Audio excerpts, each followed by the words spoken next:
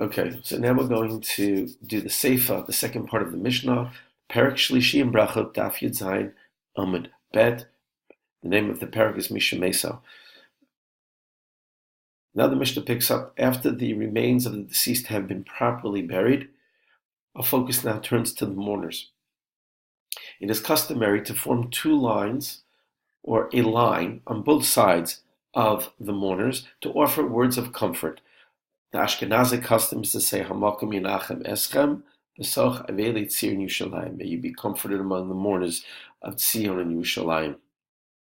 Now, those that have been involved in this mitzvah of helping bury the dead, if they can get from the grave to the comfort line, the shura, and they haven't fulfilled the mitzvah of Shema yet, if they're able to recite the Shema in that time period, in that distance, then they should complete the Shema. But if they're not able to recite the Shema properly, they should go directly to the line. Now, the second issue that's going to be dealt with is what about the comforters in the line? And there's a huge crowd.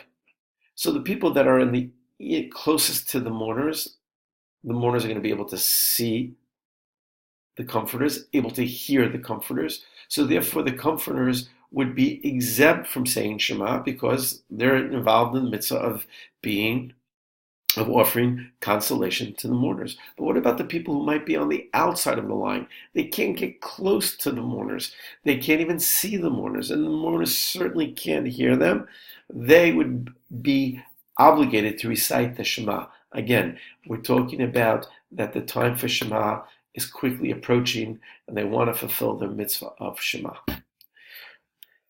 Let's look in the Mishnah. Kovru as hames, they have buried the dead.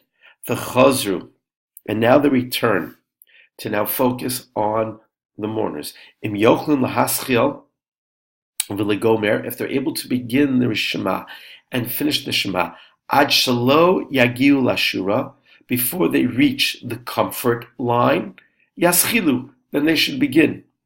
V'im lav, but there is not sufficient enough time to recite the Shema before they get to the line, lo, then they should not recite the Shema.